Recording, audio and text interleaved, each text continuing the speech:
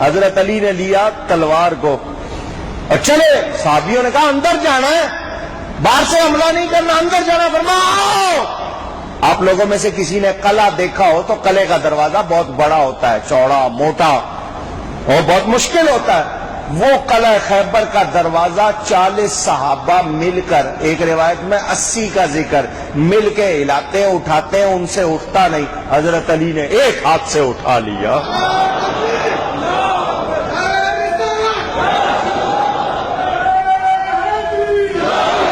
جیسے ڈھال بنا لیتے اس کو سپر کے طور پر. صحابیوں سے فرمان لو, وہ تلوار تیر اس دروازے پر روک رہے ہیں. بعد میں صحابہ نے کہا اے علی, ہم 80 مل کر اٹھاتے ہیں, ہم سے اٹھتا نہیں, تو نے ایک ہاتھ پر کیسے اٹھا لیا؟ تو حضرت علی کیا جواب دیتے ہیں؟ فرماتے ہیں میں نے اسے قوت جسمانی سے نہیں, قوت ربانی سے اٹھایا. اللہ یاد رہے.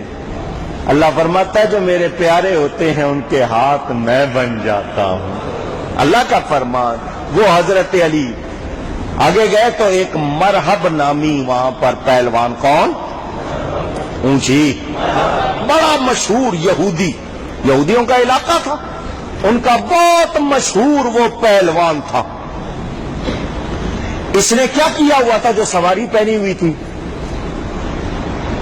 جو اس نے سواری لی ہوئی تھی اور جو کچھ پہنا ہوا تھا, وردی وغیرہ, سنو, ایک لوہے کا رنگ ہوتا تھا, لوہے کا رنگ وہ پہنا جاتا تھا.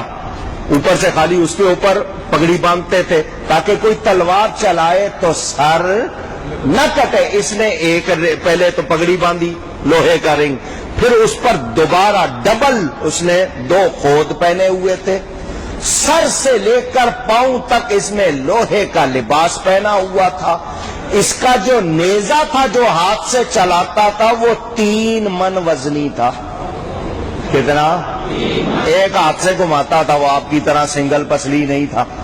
اس میں اتنی طاقت کہ وہ 3 من وزنی وہ ایک نیزہ چلاتا تھا. سامنے آ گیا اور آ کر کہنے لگا قد علمت خیبر انی مرحبو, پورا خیبر جانتا ہے کہ میرا نام مرحب ہے. یہ اپنے آپ کو کہتا تھا میں 1000 سے مقابلہ اکیلا کر لوں گا. بڑا مشہور جنگجو بہادر وہاں سے کہلاتا تھا یہ مرحب. حضرت علی اس کے سامنے آ گئے. حضرت علی اس کے اونچی, 2 خود پہنے ہوئے, سر کو بھی پیک, پورا جسم لوہے میں پیک, مضبوط نیزہ ہاتھ میں, اور 1000 سے مقابلہ کرنے والا وہ مرحب سامنے آیا.